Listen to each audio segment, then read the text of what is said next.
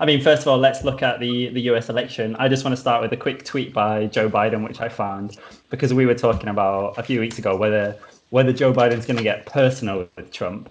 And I don't know if you saw this tweet that he put out. This was a couple of days ago. He put, more than 1,000 people died from COVID yesterday. Donald Trump watched 8 hours of TV. If I'm president, you might not always agree with me, but I promise you, I will always show up and fight for you. So it seems he's getting a little bit more personal now with Trump. What do we make of that? I think he is trying to speak to moderate Republicans in a tweet like that. I think he's realized that he's probably not going to win the election from the left, despite what the Bernie Sanders crew might want to have people believe. So with something like that, I think he's trying to bring in as many sort of mainstream moderate Republicans into his tent. Yeah, like just as a numbers game, there aren't enough people on the left to prop up the Democratic Party. People from the center and from the right need to be brought in. And the easiest way to do that without actually conceding anything policy-wise is to just post memes about Trump bad. Mm-hmm. And I mean, with the Electoral College, if he pivots to the left, for every vote he's going to gain in California, he's going to lose 2 in Ohio, and he's going to lose 2 in Wisconsin, etc. So I think he's kept the left. He's kept the left there. I think he's probably going to largely ignore them now, and he's going to try and bring on as many swing voters as he possibly can. I saw a statistic. I think he's winning independents sort of 63 to 37 or something at the moment, and it's tweets like that I think that are going to bring more and more of them on side.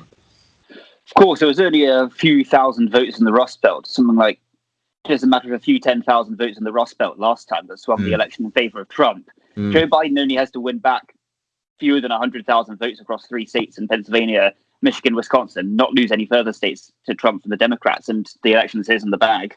Yeah, although he's opened up, there are a few other factors at play I've seen. I mean, at the moment, there was a poll that came out this week, a big poll in Florida, which had quite a large voter sample, and it looked at likely voters rather than registered voters, which tends to be the case after Labor Day. And he was only winning something like 50% of the Latino vote, which is not massive. I mean, I think Hillary Clinton carried something like 80% of the Latino vote in Florida, despite losing the state. So I think there might be something to be said for the fact that he's perhaps losing some votes there, but he's gaining votes in places like Arizona and even Texas. And in parts of the Rust Belt. I mean, his numbers in Ohio are worse than they were 4 years. So Biden's numbers in Ohio are worse than they were 4 years ago, or than Hillary's were 4 years ago. So there's every chance that the electoral map may look slightly different this time.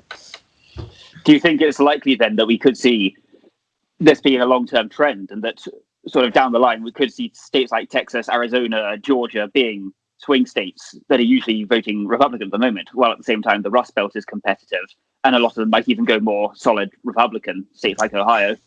Yeah, it's very hard to say, though, I think, because of the cult of Trump.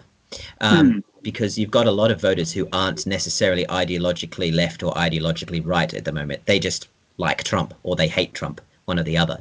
So I think if the polls stay true and he doesn't get reelected and he goes off into the wilderness, or goes somewhere with his Twitter feed, there might be a bit more of a realignment. But I think it's a little bit too early to say. And I think that goes back to what you were saying earlier, Declan. It's at the moment, if Biden makes this election about Trump's personality, Biden wins. If he makes it more about issues, if he talks more about healthcare and ways that he wants to reform that, or he talks about other defunding police, or not defunding police, etc., then I think Trump has more of a path to win. Well, of course, one big issue at the moment is in California, the wildfires which have been raging. That's been quite a big thing. That the governor of California attributed that to climate change, and I think it's very obviously the case. That's obviously going to be a heavy part of that. What's the reaction been from Trump and Biden and some of the electorate in America to these fires? Is it going to be big on the agenda for this election? I think it's tough because they're in California. I think, those 55 electoral votes are sewn up for Biden now, no matter what. So I think the Trump campaign are probably going to do their best to ignore it as best they can. And the Biden campaign are probably smart enough to realize that it's not going to win them any votes from the other side of the country where they need. As sad do with climate change. I would contribute that outside of electoral politics directly. if the Australian wildfires from last year are anything to go by, it is a matter of hours or minutes until the wildfires are attributed to radical Antifa arsonists with no probable cause. It's a narrative that was pushed very hardly in the past, and Trump's only been hyping up that kind of threat. Yeah, I completely agree. There's definitely it's definitely easy to blame it on arsonists and say these things were deliberately lit. The rhetoric in Australia has been, when there've been wildfires, that they're deliberately lit actually by firefighters themselves, believe it or not. So that adds a whole other layer of problems when you're trying to get to the bottom of why they occurred. Yeah, another group that was blamed in Australia was the Green Party, despite never, holding any official power. They were attributed with climate legislation that somehow increased the number of wildfires. Yeah, and despite often voting in the Senate with the Liberal Party, we were the Conservative Party in Australia, to block, to pass mining legislation at the expense of Labor. So it's interesting that that's been said. Yeah, I mean, one thing we spoke about a few weeks ago was that maybe in order to succeed, Joe Biden needs to go home, switch on the TV, and hide as much as possible from being on it. Just let Trump, take the view and just get crucified on TV. Yeah. Do we still think that's the case? Because Biden seems to be doing quite well. If your opponent's hair is on fire, get out of the way. Yeah. And at the same time, in 2016, that was kind of what helped Trump so much, is that he just said these outlandish, outrageous things and gave himself all the airtime. And people were like, who's Jeb Bush? Absolutely. Yeah, it is somewhat double-edged, because there will be a contingent of voters that go on polling day and they'll just vote for whichever name they heard most recently. And it's been interesting to see Kamala Harris has been prevalent in the press. I've seen a lot of interviews. I've seen her on social media a lot. Her face is out there a lot more than Tim Kaine was. Tim Kaine. Apologies to the Virginian. As Tim Kaine was in 2016. I think you might have just said it all there, mate. I think so. Who was Hillary's VP pick? Indeed, and we definitely know who Biden's VP pick is. Well, that's just the thing. Kamala Harris is probably the most high-profile VP pick of either party since Sarah Palin. Agreed. And that's clearly because Joe Biden's age is in question, and there's very much the possibility that she'll be possibly de facto president, if not de jure president, pretty quickly. If Biden's elected, I would be incredibly surprised if he seeks re-election in 2024. Same. Yeah. Do we know how old is he now, Biden? He's born in 1942, so that makes him 78, unless he's yet to have a birthday. Yeah. Yeah, I mean, one of the issues that James, that I think you mentioned when we were talking about this podcast, was who might be in Biden's cabinet. What type of figures are we going to see? I mean, are we expecting anything radical with that if Biden does win the election, or are we going to see it as quite a safe, maybe moderate choice? I think he'll throw a bone to the progressives, but yes, I think it will be a more moderate cabinet, most likely. I reckon he might give something to Elizabeth Warren, like I say, to throw a bone to the progressives. I don't see him giving anything to Bernie Sanders, but I think we'll be seeing figures like Amy Klobuchar in there, and those sorts of figures, the more moderates who are running and have gained a bit of a profile by running, people like Kirsten Gillibrand as well, maybe Andrew Cuomo. I think you've seen enough of an endorsement from Bernie Sanders to suggest that something has been promised to his side of the progressive side of the Democratic Party. But I think it may also depend on what the state of Congress looks like as well. If the Democrats manage to get the majority in the Senate, there obviously is going to be a greater chance of legislation getting through, so it might change the makeup of the cabinet as well. I do wonder what role sort of Bernie Sanders might have. If there's not something in cabinet, where do figures like Bernie go? The left leaning, does it disappear? Does it reemerge? What do we think about that? I think it's possible that it would reemerge. With Trump out of the way, there is a lot more space to have these ideological arguments. I think a number of things are being parked just while Trump is here and everybody is doing their best to focus on getting sort of lancing the boil, if you will. So I think they will rear their head, and the Democratic Party is probably going to have to look at itself and what it stands for into the future if it wants to remain electorally popular. Okay. Absolutely, yeah. I mean, I think AOC is going to become more the most prominent figure on the American left now. Bernie Sanders is going to have had his moment. we're going to be seeing it more in figures like AOC, Nina Turner, and the likes. Yeah, I mean, Bernie's not getting any younger, and I think if he feels that he can pass the torch to these younger progressives, then I think maybe he'll bow out of politics, because is he 80 now, or he's pretty close? I think he just turned 79. Right. Okay. Well, so he's he's getting a little bit long in the tooth.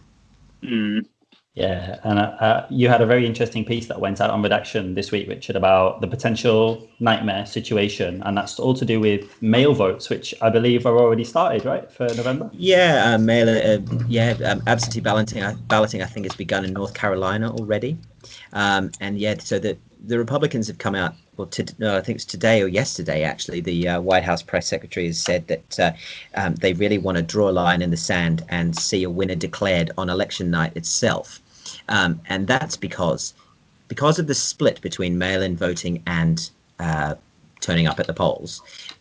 It's very likely that Trump will be leading in a number of states which he has no business leading in on election night.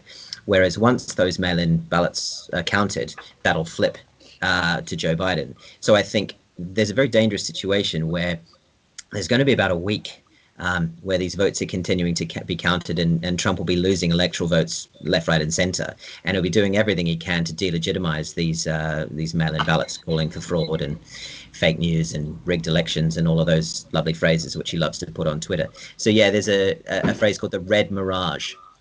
So there's a think tank paid for by Michael Bloomberg, the billionaire ex-Democratic candidate who's very much behind Biden now, who says that as of midnight on election night, Trump could have 400 electoral votes in terms of where he's ahead, whereas that could almost be flipped entirely on its head a week or two later.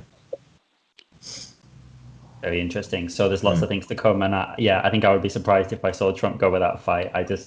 I can't imagine anything like that's going to happen. Yeah, and I think he's going to do everything he can to slow down the process of counting these votes.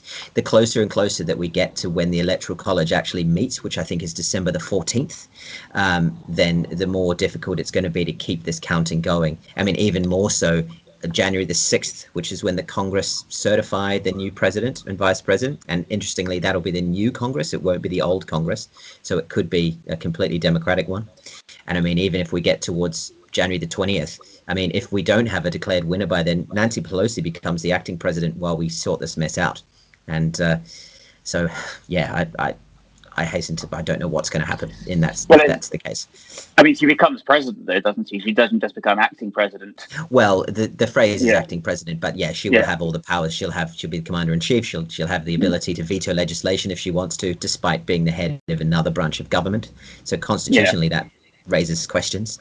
And I was talking to a political friend of mine based in Minnesota yesterday, and he says, you could see Trump holed up in the White House, refusing to leave, and sort of squatting at 1600 Pennsylvania Avenue. I mean, this is definitely kind of worst case scenario territory. I'd in some ways prefer to see a comfortable Trump win than this, because the probability that there'll be so many protests, violence on both sides, on the right primarily, is high, and you don't really want to see that anywhere, really. You're just imagining that image of troops leading Trump out of the Oval Office, and yeah, I know. All of us, as soon as Biden takes the oath, Pelosi takes the oath of office, I know we were very much in uncharted territory. But thankfully, there is this period of time, this transition period that does exist. It's not like it needs to be settled absolutely immediately. But I think you're going to see more and more of this from the Trump campaign of election night is the results that we're going to look at and we're going to stand by. It's interesting. There are a number of states, especially battleground states like Pennsylvania and Michigan, where mail-in ballots by law may not begin to be counted until after election day itself. So you've got a number of people who are working behind the scenes to try and get these laws changed, so that some of this absentee stuff can be counted as it comes in. It'll be interesting to see if the Supreme Court gets wheeled into this at all, because of course Trump has maybe not been able to quite as radically reshape it in his own image as he'd have liked. He's had two picks, But Neil Gorsuch recently voted against him, didn't he, on the transgender legislation? So it might not be the most amenable Supreme Court to him. At the same time, it's still 5-4 conservative liberal. So indeed, and I think it probably depends what shape that happens. If the Supreme Court elect to hear something, I mean, I know we saw in Bush versus Gore in 2000 that obviously the Supreme Court got involved, and it was interesting that when they handed down their decision to halt the Florida recount, they specifically said that this case will not form any precedent into the future. So it's very difficult to know which direction the Supreme Court would go and what they'd perhaps decide on. Would it be to halt a recount? Would it be to accept specific amounts of absentee balloting? I don't know. Is the ultimate thing. One thing I'm really interested in, I mean, we've seen that most polls actually putting Biden in the lead at the moment. There's plenty of discussions going on about if Trump loses, will he try and cling on to power in the White House somehow? Do we think Trump is maybe positioning himself as fighting a losing battle? Do you think he's maybe getting a little bit afraid of how it's going so far? And I'm going to bring Mason in here for this one. Yeah. I mean, I think that at this point, it's pretty clear that the instant Trump is out of the White House, whether legally or not, he's going to be arrested. I don't think that's up in the air at this point.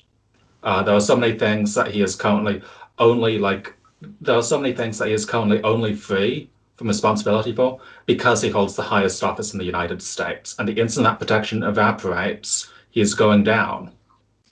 And I think that means that, he is going to go down kicking and screaming and is going to do as much as he can to contest everything that goes against him. We've seen how every public service announcement about COVID has been turned into part of his election apparatus. He'll be giving an unlighted press conference about vaccine development, and he'll talk about how liberals want to create mandatory abortion or something like that. So, yeah, it's a nightmare. I think in every election before this, we've seen losers consent. Hillary Clinton conceded to Donald Trump when it was, and we just said that it was only a matter of 80,000 votes across 3 states. I mean, she could have, I suppose, said, it was rigged, I want to have recounts in those 3 states, et cetera, but she said, no, we saw it with Romney, we saw it with McCain, we saw it with Kerry, we saw it with Gore, even when he got arguably shafted by the Supreme Court.